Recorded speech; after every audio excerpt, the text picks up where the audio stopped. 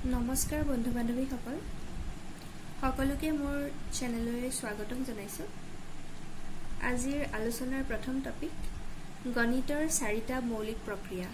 যোগ বিয়োগ পূৰণ আৰু হৰণ। সকলোৱে এই প্ৰক্ৰিয়াকেইটা ভালকৈ জানেই নিশ্চয়, কাৰণ অংক যেতিয়া আমি প্ৰথম শিকিবলৈ আৰম্ভ কৰিছিলোঁ এলপি স্কুলত, তেতিয়াই প্ৰথম যোগৰ সৈতে পৰিচয় ঘটিছিল, তাৰপিছত বিয়োগ আৰু ক্ৰমান্বয়ে পূৰণ আৰু হৰণৰ সৈতে পৰিচয় ঘটিছিল, আৰু এইকেইটা আমাৰ দৈনন্দিন জীৱনত ব্যৱহাৰ হৈ থাকে। গতিকে মই যোগ বিয়োগ পূৰণ বা হৰণ অংক এতিয়া শিকাবলৈ নাযাওঁ, সেইখিনি সকলোৱে নিশ্চয় ভালকৈয়ে জানে। কিন্তু কথা হ'ল এতিয়া মই আলোচনা কৰিম সৰল কৰা অংকৰ বিষয়ে। যেতিয়া যোগ বিয়োগ পূৰণ হৰণ এই সকলোবোৰ একেলগে দিয়া থাকে একেটা অংকতে, তেতিয়া সাধাৰণতে প্ৰায়বিলাকে কৰোঁতে অকণমান খেলিমেলি কৰা দেখা যায়। এতিয়া সেই খেলিমেলিটো নহ'বৰ কাৰণে এটা নিয়ম আমি ফ'ল' কৰিব লাগে, আৰু সেই নিয়মটোৰ বিষয়ে এতিয়া মই ক'ম। আৰু সেই নিয়মটোৰ নাম হ'ল বদমাছ। নিয়মটোৰ নাম বদমাছ, BODMAS,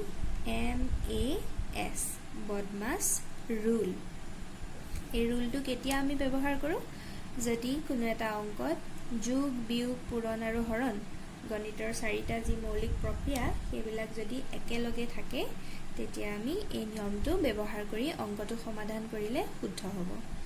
এতিয়া আমি জানিব লাগিব এই বদমাছ নিয়মটোনো কি হয়। বদমাছ আচলতে এটা কম্বিনেশ্যন অফ ৱৰ্ডছ হয়। তাৰ প্ৰত্যেকটো লেটাৰে এটা বেলেগ বেলেগ শব্দ বুজাইছে। বি শব্দটোৱে বুজায়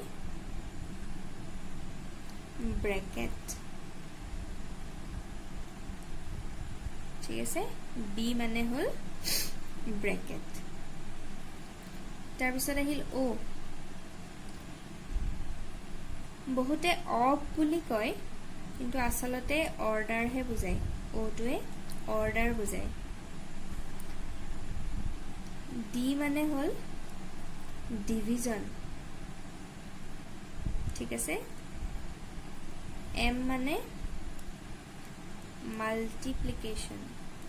মই অসমীয়াত কৈ আছোঁ বাৰু। তাৰপিছত আহিল এ মানে এডিশ্যন, আৰু এছ মানে হ'ল ছাবট্ৰেকশ্যন।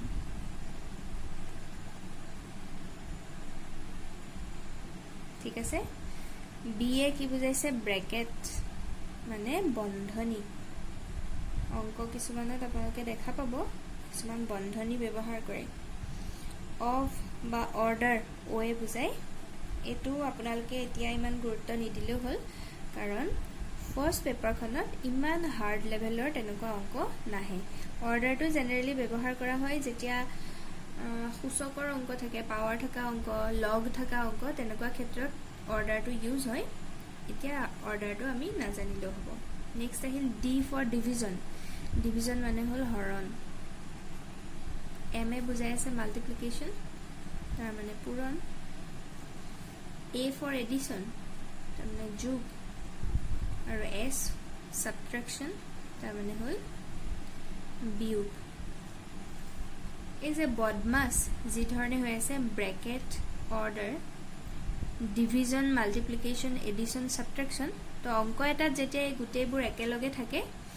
বিটো যিহেতু প্ৰথম আহিছে, তো ব্ৰেকেটৰ ভিতৰৰ কাম আমি প্ৰথম কৰিব লাগিব। নেক্সট অৰ্ডাৰ, তাৰমানে লগ, পাৱাৰ এনেকুৱা থাকিলে প্ৰথম, কিন্তু সেইটো নালাগে বুলিয়ে কৈছোঁ। ব্ৰেকেটৰ পিছতে আমি ডিভিজনলৈ যাওঁ। হৰণটো প্ৰথম কৰিব লাগিব, হৰণৰ পিছতহে পূৰণৰ কাম, পূৰণৰ পিছত যোগৰ কাম, আৰু একেবাৰে শেষত বিয়োগৰ কাম। এই অৰ্ডাৰটো আমি মানি চলিব লাগিব সৰল কৰাৰ ক্ষেত্ৰত। যদি এই অৰ্ডাৰটো মানি চলা নহয়, তেতিয়াহ'লে অংকটো সাধাৰণতে ভুল হোৱা দেখা যায়, আৰু বহুতৰে এই ভুলটো হৈ থাকে। আমি উদাহৰণৰ সহায়ত বুজিলে বেছি ক্লিয়াৰ হ'ব। আগতে আমি মনত ৰাখিব লাগিব বদমাছ, বি মানে ব্ৰেকেট, ডি মানে হৰণ ডিভিজন, এম মানে মাল্টিপ্লিকেশ্যন পূৰণ, এ মানে এডিশ্যন যোগ, আৰু এছ মানে ছাবট্ৰেকশ্যন বিয়োগ, আৰু এই অৰ্ডাৰটো মানি চলে। প্ৰথম উদাহৰণটো লৈছোঁ 14 plus 26 minus 27 divided by 3 into 2. ইয়াত যোগ বিয়োগ পূৰণ হৰণ সব সোমাই আছে যে এই অংকটো যদি সলভ কৰিবলগীয়া হয় আমি এই বদমাছ ৰুলটো ফলো কৰিব লাগিব আমি চাও প্ৰথম b ফৰ ব্ৰেকেট ইয়াত ব্ৰেকেট নাই গতিকে ব্ৰেকেটৰ কাম একোই কৰিবলগীয়া নাই নেক্সট o টো মই বাদে দিবলৈ দিছো d হৰণ তাৰ মানে হৰণৰ কাম সবতকে প্ৰথমতে কৰিব লাগিব তো আমি বাকিখিনি একে ৰাখিম 14 plus 26 minus এটা 27 হৰণ 3 আছে নহয় তো এই হৰণৰ কামটো প্ৰথম কৰিম 27ক 3 ৰে হৰণ কৰিব লাগে তো 3 9 গুণ 27 তো 27ক 3 ৰে হৰণ কৰিলে কি হ'ব 9 into 2 ধৰিব পাৰিছেনে বাৰু হৰণৰ কামটো প্ৰথম কৰা হৈছে কাৰণ বদমাছ নিয়ম মতে হৰণৰ কাম সবতকে প্ৰথম কৰিব লাগে আৰু বাকিখিনি মই একো চেঞ্জ কৰা নাই যে হৰণৰ পিছত কি হে বদমাছ m মাল্টিপ্লিকেশন তাৰ মানে পূৰণ তো নেক্সট আমি পূৰণৰ কাম কৰিব লাগিব তো 14 plus 26 minus 9 into 2 আছে তো 9 দুগুণ 18 পূৰণৰ কাম কৰিলো তাৰ নেক্সট স্টেপত কি আছে এডিশন যোগটো প্ৰথম কৰিব লাগিব গতিকে 14 আৰু 26 আমি যোগ কৰিম এটা যোগ কৰিলে কি পাম 6 4 10 0 1 উকলিল 1 1 2 2 4 40 minus 18 তো লাষ্টত বিয়োগৰ কাম বাছি থাকিল বিয়োগটো কৰি দিলে আমাৰ উত্তৰ ওলাই গল 10 গল 2 এফালে 3 1 গল 2 আমি आंसर কি পালো 22 আৰু এটো হল কাৰেক্ট आंसर তো ৰুল ফলো কৰিলেহে আমাৰ आंसरটো শুদ্ধ ওলাব এনে জাটাকে কৰিলে কিন্তু নুলাব ঠিক আছে তে 2 নম্বৰ উদাহৰণটো লৈছো 15 হৰণ 5 ব্ৰেকেটৰ ভিতৰ 8 minus 6 plus 3 into 5 তে বদমাছ ৰুল মতে প্ৰথম হল ব্ৰেকেটৰ ভিতৰৰ কাম তো ব্ৰেকেটৰ বাহিৰত যি আছে আমি তেনেকৈ পাতিলো এতিয়া ব্ৰেকেটৰ ভিতৰত আমাৰ যোগ আৰু বিয়োগ আছে তে ৰুল মতে যোগৰ কাম প্ৰথমতে কৰিব লাগিব আৰু বিয়োগৰ কাম তাৰ পিছত তে যোগ কৰিবলৈ যাওতে তে দেখাত কেনেকুৱা হৈ আছে 8 minus 6 plus 3 দেখাত এনেকুৱা লাগিছে 6 আৰু 3 টো যোগ কৰিব লাগে কিন্তু হেতু আসলতে নিয়ম নহয় প্ৰত্যেকটো সংখ্যাৰ আগফালে থকা সিম্বলডাল অতি জৰুৰী গোটেই কথাখিনি মন দি শুনিব মই কি কৈছো যোগ বা বিয়োগ কৰিবলৈ যাওতে সংখ্যাবিলাকৰ আগফালে থকা সাইনটো প্লাস নে মাইনাস এই সাইনটো ভালকৈ চোৱাটো অতি জৰুৰী যাৰ একে সাইন থাকে যিবোৰ সংখ্যাৰ সাইন একে সেই সংখ্যাবোৰ যোগ কৰা হয় লাগিলে সেই সাইনডাল বিয়োগেই নহওক কিয়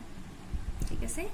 এতিয়া আমি যদি লক্ষ্য কৰো 8 ৰ আগফালে একো নাই মানে সদায় প্লাস থাকা বুজায়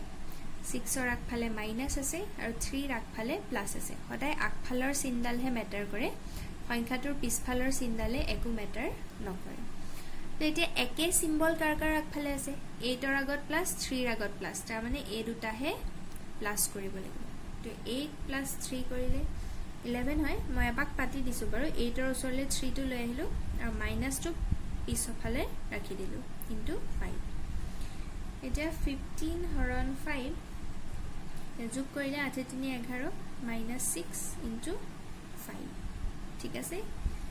এতিয়া 15 হৰণ 5 এতিয়া 11 ৰ 6 গল আমাৰ 5 থাকিব এতিয়া এটা কথা আগৰ 5 এটা আছিলে আৰু 11 ৰ পৰা 6 গল 5 পালো তে ইহত দুটাৰ মাজত কি চিন বহিব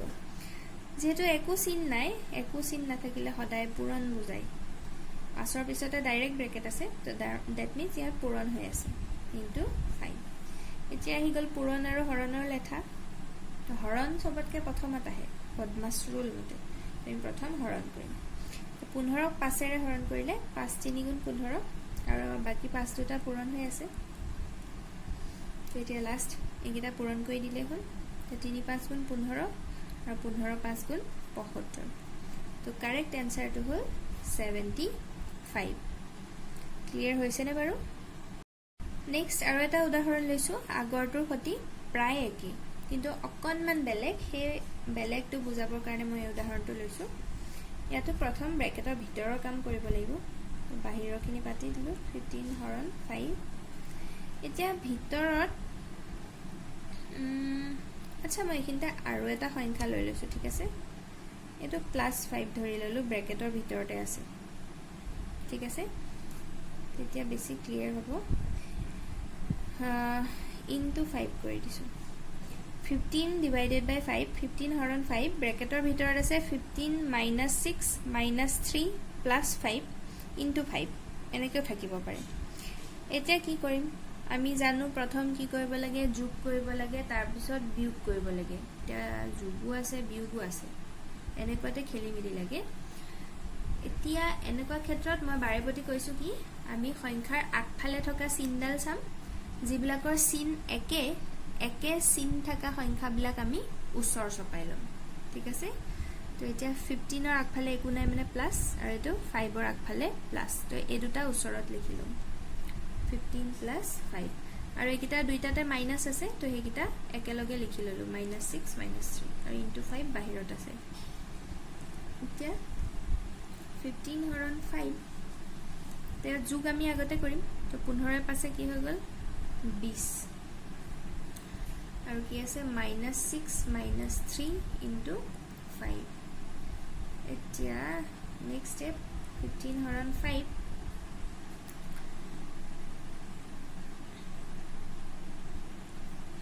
এতিয়া বিয়োগ কৰিম 20ৰ পৰা 6 বিয়োগ কৰিলে কিমান হ'ব 14 আৰু -3 টো আছেই ইনটু 5 এতিয়া 15 হৰণ 5 14ৰ পৰা 3 গ'লে আমাৰ 11 থাকিব আৰু 5 আৰু 11ৰ মাজত পূৰণ চিন হ'ব একো চিন নাই মানে পূৰণ ইনটু 5 এতিয়া আগৰ নিচিনা প্ৰথম হৰণৰ কাম 15ক 5ৰে হৰণ কৰিলে 5 × 3 = 15 ইনটু 11 ইনটু 5 এতিয়া লাষ্টত এইকেইটা পূৰণ কৰি দিলেই হ'ল 3 11 33 আৰু তাক 5ৰে পূৰণ কৰিব লাগে 5 × 3 = 15 1 উকলিল 5 × 3 = 15 1 16 আমাৰ এনসাৰ হ'ব 165 ঠিক আছে মই ডিটেইল ষ্টেপ বাই ষ্টেপ ক'বলৈ চেষ্টা কৰিছোঁ ইয়াতকে আৰু অলপ শৰ্টকাটতো কৰিব পাৰি যেনেকৈ মাইনাছ কেইটা প্লাছ কৰি ল'লে -9 হ'ব ডাইৰেক্ট 20 পৰা -9ও কৰিব পাৰি কিন্তু একদম যিখিনি অংকত অকণমান দুৰ্বল মই সেই মানুহখিনিৰ কাৰণে যিমান পাৰোঁ ডিটেইল ষ্টেপ বাই ষ্টেপ কৰিবলৈ চেষ্টা কৰিছোঁ সকলোৰে ক্লিয়াৰ হৈছে নিশ্চয়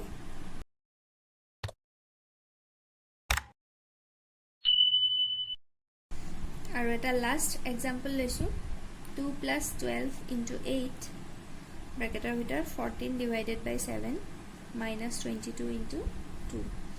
ইয়াতো কি হ'ব বদমাছ ৰুল ফলো হ'ব দ্যাট মিন্স ব্ৰেকেটৰ কাম প্ৰথম বাকিখিনি যেনেকৈ আছে পাতি দিলোঁ এতিয়া